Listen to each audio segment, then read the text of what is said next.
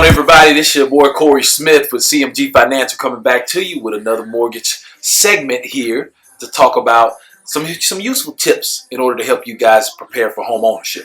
Now, what we're going to talk about today is what does a mortgage person actually look at when they look at your credit report? We talked a little bit in the last segment about when is it time for credit repair. But it also helps to understand from a lender standpoint how we're actually looking at your credit report, and then that can kind of help you better figure out what you need to attack and what you need to take care of, right? So the number one thing is this, is that you have to understand from a mortgage lending standpoint, a mortgage lender is a lot different than any other lender that you have out there. It was an easier process for you to go to a dealership and actually apply and get a car loan. Didn't really have to show any paycheck stuff, didn't really have to do a whole bunch of stuff. But from a lending side, you have to understand that real estate is a big asset. And when you're talking about a big asset and hundreds of thousands of dollars that's being lent to you, there's checks and balances there to make sure that the bank is going to be able to get their money back. So you're going to get scrutinized way more than you were scrutinized on any other loan that you were actually trying to go for. So just understand that you have to and want to have your ducks in a row when you come talk to a mortgage lender. Or if when you do come to a mortgage lender, we're going to be able to tell you what you need to do in order to get your ducks in a row. All right?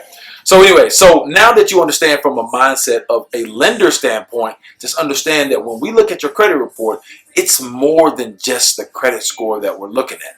What we're looking at is your ability to repay, which you'll probably hear that a lot as you're going through this home ownership. Your ability to repay is kind of looking at your history and determining that, okay, well, look, based upon their credit history, there's a great chance of us being able to get our money back when we lend it out to you or the bank or whatever the case may be, right? So when we look at your credit report, there's the main things that we're looking for is one, what is your credit score? That's the first thing. If your credit score is not at a certain point, then it's automatically stopped. It's a hard stop at that point. The second thing we're going to look for is disputes. When you have a ton of disputes on your actual credit report, what happens is when you dispute the account, it kind of removes it from kind of the generation, the algorithm that generates your score. So we don't necessarily look at your score as being a real score. It's a little bit false because it's not taking everything into account. So, for example, let's say FHA.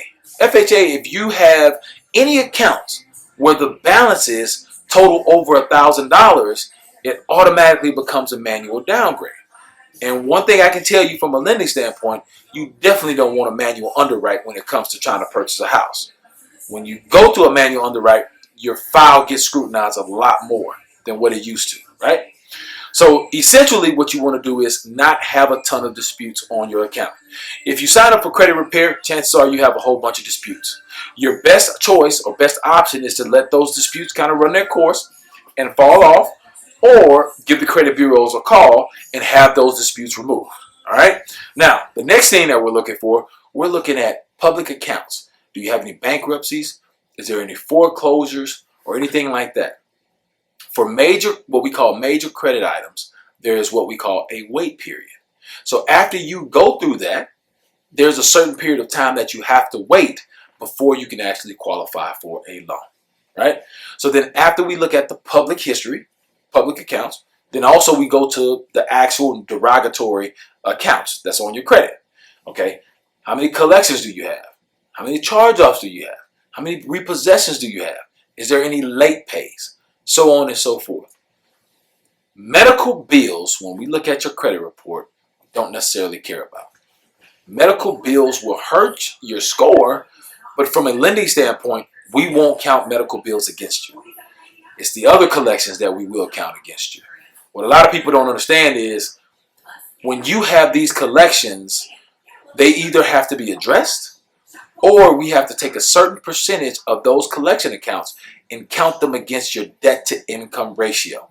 So essentially, the larger the balance is on the collections, the larger that monthly payment is going to be. And for some people with a whole bunch of student loans or high car notes or whatever the case may be, that may be the difference between do or die for your mortgage or do or die for the amount of house that you want to qualify for. So anyways, that is just a few things that we look for when it comes to the credit. The biggest thing for you to do is make sure that you have at least 3 active positive trade lines that's reporting on your credit report. If you have at least 3, from a lending standpoint, we feel a little bit more comfortable that you can actually pay some people back on time, regardless of what your score is, whatever the case may be. Ideally, we would like to see your score at a 620, although you could qualify for a loan at 580. But in order to get more information about your specific situation, because there's no one size fits all, give me a call. Let's talk about it. It's a completely free consultation. I'm not going to send you an invoice, I promise. Give me a call today, 832-297-7659. I'll talk to you soon.